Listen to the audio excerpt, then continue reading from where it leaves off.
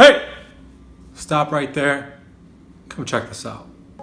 We've all been there before. There's strategically placed donut box that shows up out of nowhere. Maybe a coworker left it laying around the office somewhere. Maybe one of your friends left it laying around the crib. But regardless, it showed up somehow. And all of a sudden, it catches your fancy. Out of the corner of your eye, you say, maybe one donut.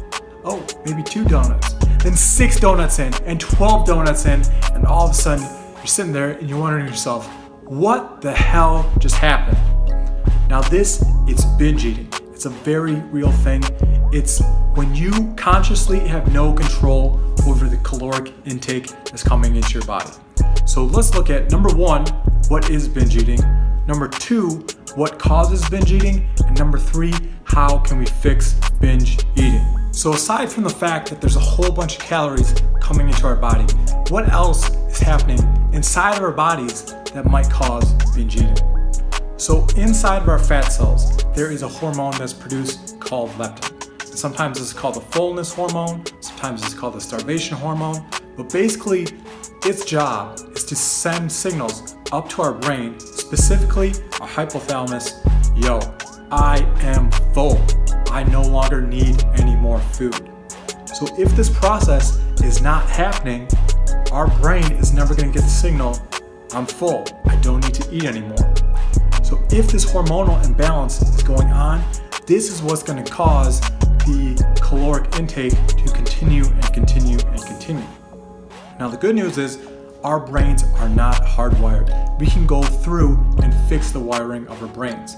But what are some things in daily practice that might cause this hormonal imbalance, and how can we go about fixing that? The number 1 cause by far of your binge eating in the standard American diet is what's called hyperpalatable foods. So there's a great book out there called Salt, Sugar, Fat by Michael Moss, and it goes into great detail basically on how there's people out there that get paid millions upon millions of dollars every single year to get you hooked on food. So if your food came in a wrapper, if your food was heated up at a convenience store, if your food was basically processed in any kind of way, it is most likely engineered to bypass that leptin to hypothalamus response. That's why sometimes, you can eat like 12 Krispy Kreme donuts and look back and be like, yo, what just happened? Like, I just ate some air. And there are people out there that engineer the food to have that chemical response in your body. The other thing that may cause the leptin to not be signaled up to your hypothalamus is dehydration.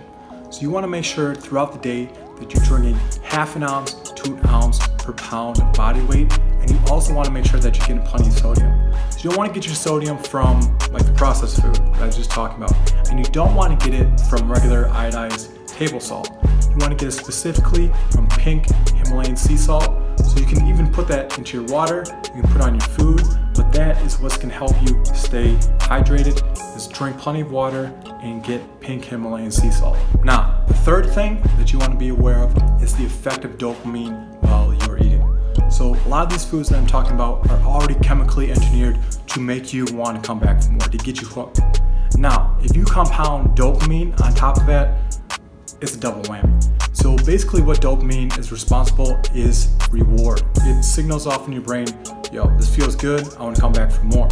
So if you are eating and you're watching TV at the same time, or you're playing on your phone, this is going to set off a double whammy where, yo, I just want to keep eating, I want to keep eating, I want to keep scrolling, I want to keep scrolling, I want to keep staring.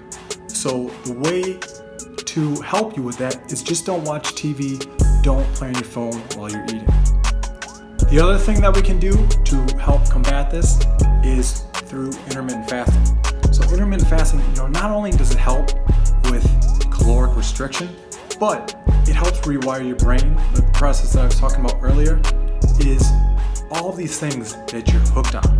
These hyperpalatable foods, they're designed in a way to get you hooked and coming back for more and more and more. So if you abstain from these and you go straight cold turkey, this is going to help reset your brain and get that process of rewiring jump started.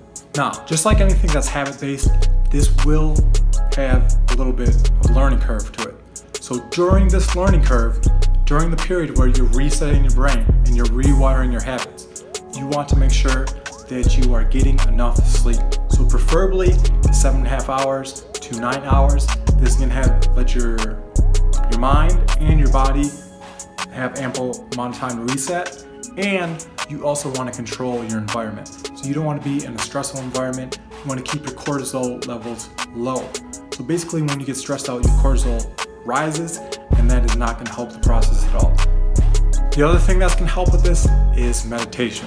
So even if it's only like 5 minutes a day, it has nothing to do with like religious practice at all. It's all for the mind. And what this does is it builds in what's called a rest pause response.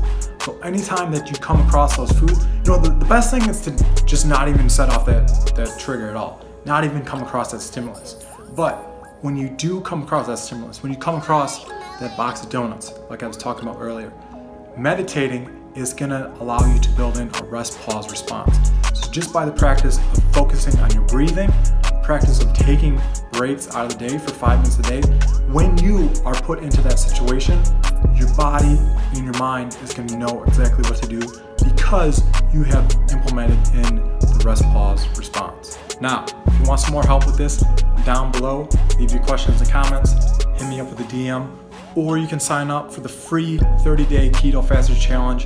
This is a challenge that I designed to help people drop body fat by combining keto and intermittent fasting. The first month that we had the challenge, a lot of people in the group lost anywhere from 10 to 20 to 30 pounds of body weight. So all you gotta do is click the link down below, on the side, wherever it is, and you will be accepted into the free private Facebook group. There's everything that you need there to succeed. There's daily workouts, there's accountability, there's the support of the entire community. Basically everything that you need to get the results that you're looking for is there. So just wherever it is, click the link. Otherwise, I will talk to you in another video. All right? Peace.